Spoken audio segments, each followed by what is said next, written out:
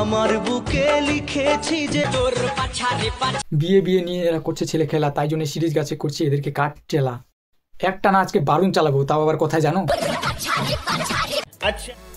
তো নমস্কার বন্ধুরা, সবাই কেমন আছেন? আশা করছি ভালো আছেন। তো চলে আসলাম আরও একটা নতুন ভিডিও নিয়ে। তো বেশি কথা না বাড়িয়ে চলুন শুরু হচ্ছে আজকে ভিডিও। তার আগে চ্যানেল নতুন হয়ে চ্যানেলটি সাবস্ক্রাইব অবশ্যই করেন আর টুক করে একটি লাইক অবশ্যই করে যাবেন। তো চলুন শুরু হচ্ছে আজকে ভিডিও। তো লেটস গো।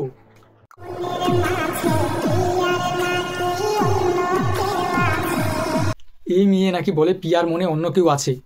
এবার ছেলেটা কি বলে একটু শুনে নি।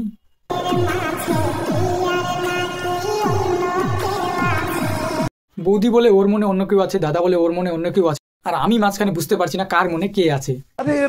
ও মা, তারপর দেখি দুইটারই মনে নাকি অন্য অন্য কেউ আছে। কি মনে করছো মাস পড়লে বিয়ের পর সারাটা দিন?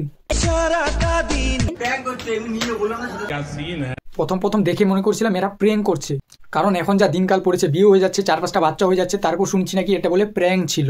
সঠিক। এবার তোমাদের মনে প্রশ্ন জাগতে পারে, যদি বিয়ে করাটা প্র্যাঙ্ক ছিল তাহলে বাচ্চাটা হলো কিভাবে? এবার আমি বুঝিয়ে দিই, প্র্যাঙ্ক করতে গিয়ে ভুল করে ঢুকে গেছিল, তাই জন্য বাচ্চাটা হচ্ছে প্র্যাঙ্ক। ঠিকই শুন। বন্ধুরা কি বলবো, এরা দুজন মিলে সোশ্যাল মিডিয়াতে এসে এত স্যাড ভিডিও আপলোড দিচ্ছে। হঠাৎ এরকম ভিডিও দেখে কষ্ট পাচ্ছি, তারপর 2 মিনিট পর দেখি কি এদিকে দেখি কি এ আবার অন্য মেয়ের সাথে জান্নাত সাজাই মেনে তেরে লি, আর ওইদিকে ওর দেখি কি দিনের বেলা পাছারে করছে, আবার আহ করছে, আর রাত হলে ভালোবাসার পোদ জানার কথা মনে পড়ে যায়। মানে রাজুদার যেই পরিমাণে পরোটা বিক্রি হচ্ছে, এরা ওই পরিমাণে ভিডিও আপলোড করছে সোশ্যাল মিডিয়ায়। প্লেটে 3টে পরোটা, একটা সেদ্ধ ডিম, আনলিমিটেড তরকারি, 30 না 40। এই আজকে লাল শাড়ি পরেছো কেন তুমি? এই ও লাল শাড়ি পরেছে তো তোর কি হয়েছে রে? তুই আমাকে একটু বলবি?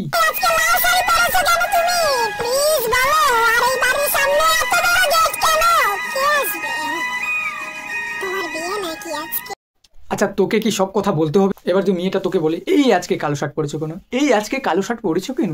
আমার বিয়ে খেতে এসেছো বুঝি? তাহলে চুপচাপ বিয়ে খেয়ে চলে যাও না বাড়ি, এত চেঁচাচ্ছ কেন?